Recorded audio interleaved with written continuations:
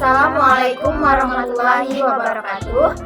Kami dari kelompok 7B yang beranggotakan saya sendiri Rahmanovia Pratiwi, saya Auliani Pranum, saya Alisa Masela. Pada video kali ini kami akan membahas mengenai sequencing. Tujuan, mahasiswa mampu mengkaji implikasi sequencing dan analisis homologi dalam kehidupan sehari-hari. Alat dan bahan. Bahan yang digunakan yaitu materi pembahasan sequencing, sedangkan alat yang digunakan adalah laptop dan handphone. Prosedur proyek. 1. Mencari dan memahami materi mengenai sequencing. 2. Setelah memahami materi, kemudian carilah tentang teknik melakukan sequencing. 3. Selanjutnya, lakukan pengeditan hasil rekaman tersebut agar mendapatkan hasil video yang maksimal. Teknik penting metode pengurutan DNA atau sequencing telah ada selama 40 tahun. Sejak pertengahan 1970-an, pengurutan yang cepat dan efisien telah dimungkinkan. Awalnya teknik ini diterapkan pada gen individu, tetapi sejak awal 1990-an semakin banyak urutan genom yang diperoleh. Ada dua metode yang biasanya digunakan untuk menentukan urutan DNA, yaitu 1. Sequencing DNA Maxam-Gilbert, yaitu metode pengurutan DNA yang menggunakan bahan kimia untuk secara khusus mendegradasi untai DNA. 2. Sequencing DNA Sanger, yaitu metode pengurutan DNA yang melibatkan penghambatan spesifik sintesis DNA enzimatik. Kedua metode mengharuskan produksi reaksi berbagi titik akhir yang sama. Teknik sequencing. 1. Sequencing DNA Maxam-Gilbert merupakan teknik pengurutan DNA yang menggunakan bahan kimia untuk mendegradasi untai DNA. Dalam metode ini, satu fragmen DNA berlabel akhir yang biasanya diberi label dengan penanda radioaktif terkena kerusakan spesifik. Bahan kimia yang digunakan untuk mengindukasi kerusakan DNA adalah dimetil sulfat untuk menyerang guanin, natrium hidroksida untuk menyerang adenin, asam format untuk menyerang guanin dan adenin, hidrasin untuk menyerang sitosin dan timin, dan hidrasin dengan adanya natrium klorida untuk menyerang sitosin. Selanjutnya, DNA terkena piperitin pada suhu tinggi untuk memutuskan untai pada posisi melemah. Karena reaksi ini dilakukan pada populasi molekul, elektroforesis reaksi menghasilkan tangga produk pembelahan yang sesuai dengan posisi basa itu di sepanjang untai DNA. Produk dari modifikasi kimia yang berbeda di elektroforesis di jalur sebelah pada gel dan membaca untuk menentukan urutan DNA yang ditunjukkan pada gambar berikut. Namun, metode penentuan urutan Maxam-Gilbert tidak secara rutin digunakan oleh sebagian besar peneliti karena beberapa alasan, diantaranya 1. Data yang dihasilkan dalam reaksi sequencing kimia biasanya lebih ambigu daripada data yang dihasilkan dalam reaksi sequencing enzimatik. 2. Reaktivitas kimia basa dipengaruhi oleh pengotor reaksi. Karena itu, ketika seseorang membaca urutan dari jenis reaksi ini, intensitas relatif dari produksi reaksi harus dianalisis untuk interpretasi yang tepat dan identitas dasar. 3. Prosedur ini menggunakan bahan kimia berbahagia dan radioaktivitas tingkat tinggi.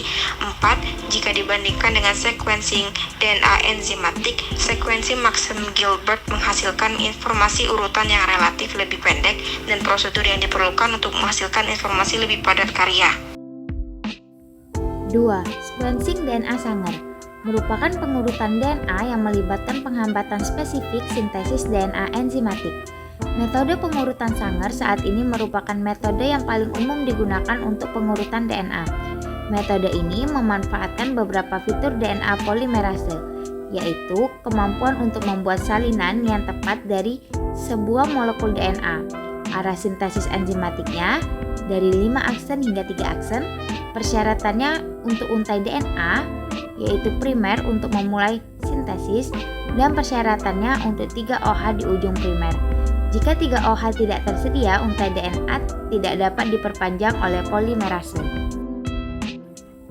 Jika di deoksinukleotida, DDNTP, DDATP, DDTTP, DDGTP, DDCTP, analog dasar yang tidak memiliki 3 aksen OH ditambahkan ke dalam reaksi sequencing 186 enzimatik, ia dimasukkan ke dalam untai yang tumbuh oleh polimerase. Namun setelah DDNTP digabungkan, polimerase tidak dapat menambahkan basa tambahan ke ujung untai. Setelah polimerase menggabungkan DDNTP, rantai ekstensi berhenti. Untuk menentukan urutan DNA, seseorang melakukan 4 reaksi percetakan, di mana setiap reaksi digunakan untuk menentukan posisi relatif basa spesifik di sepanjang untai DNA.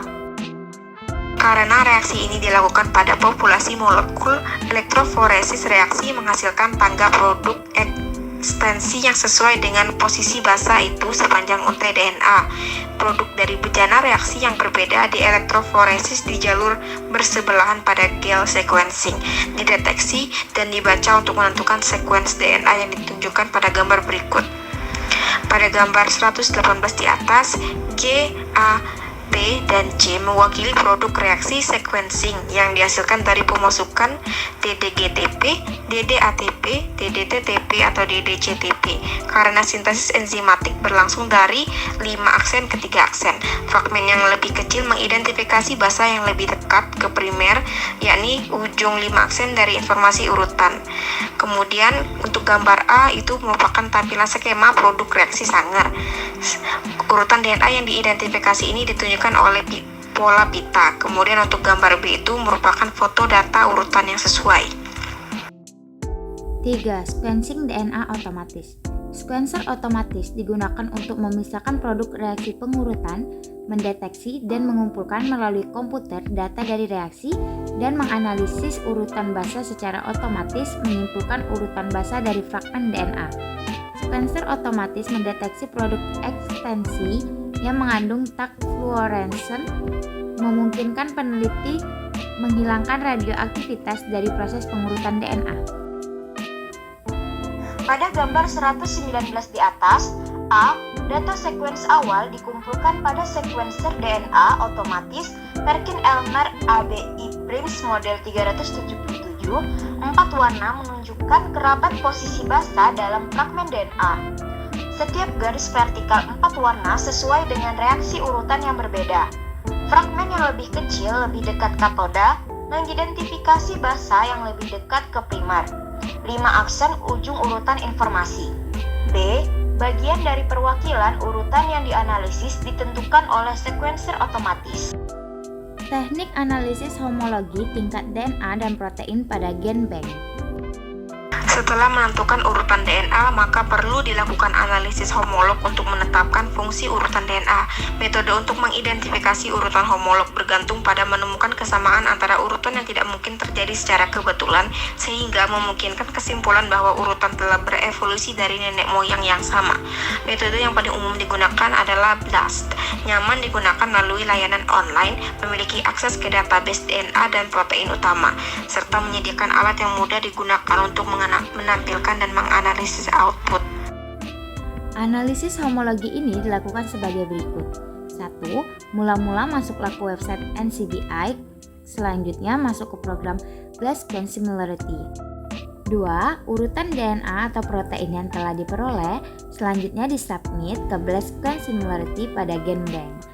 3. Selanjutnya GenBank akan melakukan analisis homologi dengan fragmen DNA atau urutan asam amino yang disubmit. Kesimpulan 1. Teknik sequencing meliputi sequencing DNA Maxim Gilbert, sequencing DNA Sanger, sequencing DNA otomatis, serta sequencing genom. 2. Jika dibandingkan dengan sequencing DNA Sanger atau enzimatik, sequencing Maxim Gilbert menghasilkan informasi urutan yang relatif lebih pendek dan prosedur yang diperlukan untuk menghasilkan informasi ini lebih padat karya. 3. Teknik pengurutan atau sequencing otomatis sangat penting jika proyek genom harus diselesaikan dalam rentang waktu yang wajar. Sekianlah video dari kami akhiri. Wassalamualaikum warahmatullahi wabarakatuh.